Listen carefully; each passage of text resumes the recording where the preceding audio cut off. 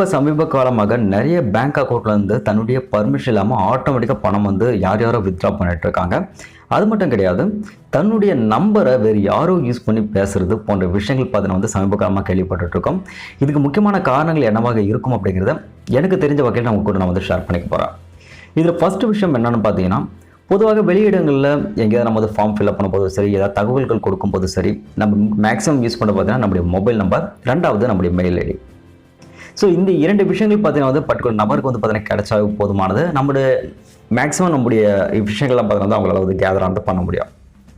Example, இப்போ ஒரு mail ID நான் கொடுக்குறேன்னா அதே சேம் மெயில் ஐடி யூஸ் பண்ணி நான் பேங்க் அக்கௌண்ட்லையும் கொடுத்துருப்பேன்.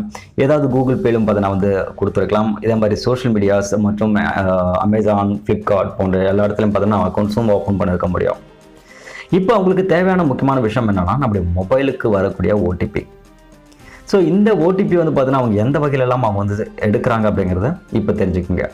ஃபர்ஸ்ட் ஆஃப் ஆல், உங்கள் மொபைல் நம்பருக்கு பார்த்தீங்கன்னா ஒரு லிங்க் பார்த்தீங்கன்னா ப்ரொவைட் பண்ணுறது மூலமாக அந்த லிங்க்கை நீங்கள் கிளிக் பண்ண உடனே உங்கள் மொபைல் சிம்மு மாதிரி அவங்களால பார்த்தீங்கன்னா ஒரு சிம் ஜாக்கிங் அவங்களால பண்ண முடியும். அப்போ உங்கள் மொபைலுக்கு வர வேண்டிய தகவலுக்கு எல்லாம் பார்த்தீங்கன்னா அவங்களுக்கு கிடைச்சிடும். அதை வச்சு அவங்க மேக்ஸிமம் பார்த்தீங்கன்னா உங்களுடைய பேங்க் அக்கௌண்ட்டாக இருக்கலாம், இல்லை வேறு விதமான தகவல்கள் இருக்கலாம், இது சம்மந்தப்பட்ட விஷயங்கள்லாம் பார்த்தீங்கன்னா அவங்களால லாகின் பண்ணுறதுக்கு ட்ரை பண்ண முடியும். அது மட்டும் கிடையாது, உங்களுடைய இமெயில் ஐடி பார்த்தீங்கன்னா அவங்க லாகின் ஐடி பாஸ்வேர்டு, அதாவது பார்த்தீங்கன்னா ஃபர்ஸ்ட் பாஸ்வேர்டு தெரியாது. ஸோ அவங்களுக்கு பார்த்தீங்கன்னா அந்த பாஸ்வேர்டு பார்த்தீங்கன்னா ரீசெட் பண்ணுறதுக்கான ஆப்ஷன் நமக்கு கொடுத்துருக்காங்க இல்லையா, அந்த பேங்க் அந்த மொபைல் நம்பருக்கு பார்த்தீங்கன்னா ஆட்டோமேட்டிக்காக ஓடிபி வரும். அந்த ஓடிபி யூஸ் பண்ணி அந்த மெயில் ஐடி பார்த்தீங்கன்னா அவங்களால ஓப்பன் பண்ணி பார்க்க முடியும். இதுக்கப்புறமாக என்ன, ஆட்டோமேட்டிக்காக பார்த்தீங்கன்னா மற்ற விஷயங்களை ஈஸியாக பார்த்தீங்கன்னா ரீசெட் பண்ணிட்டு அவங்களால போயிட முடியும். இது ஃபர்ஸ்ட் விஷயம், சிம் ஹைஜாக்கிங் அப்படின்றது. ஸோ ஈஸியாக பார்த்தீங்கன்னா அந்த கிளிக் பண்ணுறது மூலமாகவே மொத்த விஷயங்களை அவங்களால கேதர் பண்ண முடியும். இது ஃபர்ஸ்ட் விஷயம். ரெண்டாவது, இப்போ ரீசெண்டாக பார்த்தீங்கன்னா ஒரு ஸ்கேம் அதிகமாக நடந்துகிட்டு இருக்கான். மொபைல் கால் ஃபார்வர்டிங் ஸ்கேம் அப்படின்ற மாதிரி கஸ்டமர் கேர்லேருந்து கால் பண்ணுற மாதிரி உங்களுக்கு இது மாதிரி ஒரு சில இது ஆக்டிவேஷன் ஆகிருக்கு. இதனால் உங்களுக்கு காசு பார்த்தீங்கன்னா ஆட்டோமேட்டிக்காக போகிறதுக்கான வாய்ப்புகள் இருக்குது. உங்களுக்கு இது பார்த்தீங்கன்னா கண்டினியூ பண்ணணுமா வேணாமான்ற மாதிரி கேட்குறாங்க. இப்படி கேட்கறது பட்சத்தில் உங்களுக்கு வேணாம் அப்படின்னா நீங்கள் டீஆக்டிவேட் பண்ணணும் அப்படின்போது இந்த யூஎஸ்எஸ்டி கோட் அப்படின்ட்டு ஒரு கோடு இருக்கு இல்லையா, நம்ம ஆக்டிவேஷன் பண்ணுறதுக்கும் டீஆக்டிவேஷன் பண்ணுறதுக்கும் ஒரு கோடு இருக்கும்.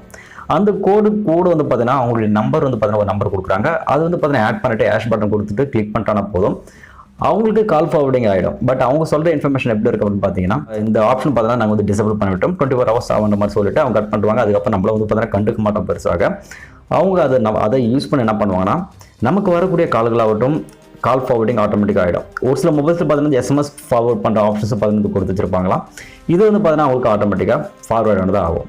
இப்படிப்பட்ட நேரத்தில் நம்முடைய வரக்கூடிய மெசேஜஸ், கால்ஸ் எல்லாம் பார்த்தா அவங்களால கண்காணிக்க முடியும். இன்னொரு விஷயம் என்னென்னா, ஒரு சில ஆப்ஷன்ஸில் பார்த்தீங்கன்னா எஸ்எம்எஸ் ஓடிபி அனுப்புற மாதிரி இருக்கும், இன்னொன்று பார்த்தா கால் பண்ணுற மாதிரி இருக்கும். இன்கேஸ் இப்படி கால் பண்ணுற மாதிரி ஆப்ஷன் அவங்க கொடுத்துட்டாங்கன்னா அந்த ஓடிபி பார்த்தீங்கன்னா டைரெக்டாக அவங்களால கேட்டு அவங்களால நோட் பண்ணிக்க முடியும். இதனால் நம்முடைய ஒரு சில அக்கௌண்ட்ஸ் பார்த்தீங்கன்னா அவங்களால ஈஸியாக ஓப்பன் பண்ணிட்டு பணத்தை கையாடல் பார்த்தீங்கன்னா செய்ய முடியும். இது மாதிரி இரண்டு விஷயங்கள் பார்த்தீங்கன்னா இப்போ ரீசெண்டாக மோஸ்ட்லி நடந்துட்டு இருக்கு. சிம் ஹைஜாக்கிங் மட்டும் கிட்டத்தட்ட 29 கண்ட்ரிக்கு மேலே நடந்திருக்கு அப்படின்றாங்க. ஸோ இந்த கண்ட்ரிலையும் கண்டிப்பாக இது மாதிரி நடந்துட்டு இருக்கும். ஏன்னா ரீசென்ட்லி பார்த்தீங்கன்னா ஒருத்தருடைய பேங்க் அக்கௌண்ட்டில் 20,000 மாதிரி கேஷ் பண்ணிருக்காங்க. இதுக்கு முக்கியமான சைபர் கிரைம் சொன்னது என்னன்னா, உங்களுடைய சிம் பார்த்தீங்கன்னா ஹைஜாக்கிங் ஆயிருக்கு அப்படின்ற மாதிரி சொல்லியிருக்காங்க. ஸோ அதனால் நீங்கள் பணம் சம்மந்தப்பட்ட விஷயங்கள் எங்காவது கொடுக்கும்போது ஒரே மாதிரியான மெயில் ஐடி பார்த்தீங்கன்னா எங்கேயும் கொடுக்காதீங்க. ஸோ பணத்துக்காக நீங்கள் செயல்படுத்திட்டு வந்தீங்கன்னா அந்த மெயில் ஐடி பார்த்தீங்கன்னா செப்பரேட்டாக வச்சுக்கோங்க. பர்சனலாக எங்கேயாவது கொடுக்கணும்னு நினச்சிங்கன்னா அதுக்கு வேறு மெயில் ஐடி பார்த்தீங்கன்னா மோஸ்ட்லி ட்ரை பண்ணுங்கள். எந்த ஒரு லிங்க் பார்த்தா கிளிக் பண்ணாதீங்க. உங்கள் மொபைலுக்கு எஸ்எம்எஸ் ஆக வந்தாலும் சரி, இல்லை வேறு ஏதாவது சோஷியல் மீடியாஸில் வந்தாலும் சரி, லிங்க் தயவு செஞ்சு பார்த்தா நீங்கள் கிளிக் ஆனது பண்ணாதீங்க.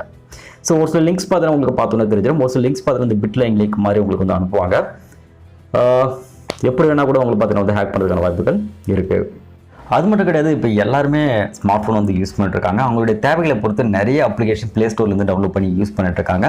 இந்த ப்ளே ஸ்டோர்லேயே நிறைய மாலிஷியஸ் அப்ளிகேஷன்ஸ் இருக்குது அப்படின்னு சொல்லிட்டு நிறைய ரிமூவ் பண்ணிட்டு இருக்காங்க ரீசெண்ட் டைம்ஸில். இது நிறைய பேர் என்ன பண்ணாங்க, கவனிக்க மாட்டாங்க. ஸோ ஆஸ் யூஷுவல் அவங்க ஒர்க் பார்த்துட்டு இருப்பாங்க. ஆர்டிகல்ஸ் பார்த்தீங்கன்னா பொதுவாக நம்ம படிக்க வேண்டியிருக்கும், வீடியோஸும் ஒரு சில நம்ம அடிக்கடி பார்க்க வேண்டியிருக்கும். இல்லைன்னா இது மாதிரி தகவல்கள் நமக்கு தெரியாமல் போயிடும். அப்படி இப்படி அப்ளிகேஷன் நம்ம யூஸ் பண்ணுறோம்னா அது ரிமூவ் பண்ணிடுங்க. ரிமூவ் பண்ணலையானாலும் அதுவும் பார்த்தா நம்மளுடைய பிரச்சனைகளுக்கு ஒரு காரணமாக கண்டிப்பாக அமையும். அதனால் இது மாதிரி செய்திகள் பார்த்தீங்கன்னா அடிக்கடி படிக்கிறது ஒரு பழக்கமாக நீங்கள் வச்சுக்க வேண்டியிருக்கும். அது மட்டும் கிடையாது, இப்போ நிறைய சாஃப்ட்வேர்ஸ் பார்த்தீங்கன்னா வந்துருச்சா, நம்முடைய நம்பர் இல்லையானாலும் குறிப்பிட்ட அந்த அப்ளிகேஷனுக்குள்ள சேம் நம்பர் கொடுத்துட்டு அவங்க நம்பர் மூலமாக கால் பண்ணுற மாதிரியும் நிறைய அப்ளிகேஷன் பார்த்தீங்கன்னா வந்திருக்காங்க. அது எந்த ஒரு உண்மைன்னு தெரியல. பட் இது மாதிரியான விஷயங்கள் இருக்கிறதுனால நம்ம கொஞ்சம் அப்டேட்டிலும் இருக்கணும், ப்ளஸ் ஜாக்கிரதையாகவும் இருக்கணும். ஸோ அதனால் நீங்கள் வந்து மேக்ஸிமம் வெளியிடங்களில் போய்ட்டு உங்கள் மெயில் ஐடி கொடுக்கும்போது ஒரு பர்சனல் மெயில் ஐடி யூஸ் பண்ணுங்கள். அது மட்டும் கிடையாது, நீங்கள் வேறு ஏதாவது நம்பர் கொடுக்குறதா இருந்தால் கூட ஒரு நல்ல விஷயம் தான். பர்சனலாக வேறு ஏதாவது நம்பர் கொடுத்துங்க. நீங்கள் பேமெண்ட்டுக்கு யூஸ் பண்ணுற நம்பர் பார்த்தீங்கன்னா வேறு நம்பர் யூஸ் பண்ணுங்கள். தனியாக ஒரு ஃபோன் யூஸ் பண்ணுறது கூட இன்னும் பெட்டரான விஷயம் தான் நான் சொல்லுவேன். இந்த வீடியோ உங்களுக்கு பிடிச்ச வீடியோக்கு மறக்காம ஒரு லைக் கொடுத்துருங்க. உங்கள் நம்ப கூட மறக்காம இந்த வீடியோஸை ஷேர் பண்ணுங்கள். இன்னொரு யூஸ்ஃபுல்லான வீடியோஸில் உங்களை நான் சந்திக்கிறேன். அதுவரையும் உங்களை இந்த வீடியோ நான் ரொம்ப நன்றி. வணக்கம்.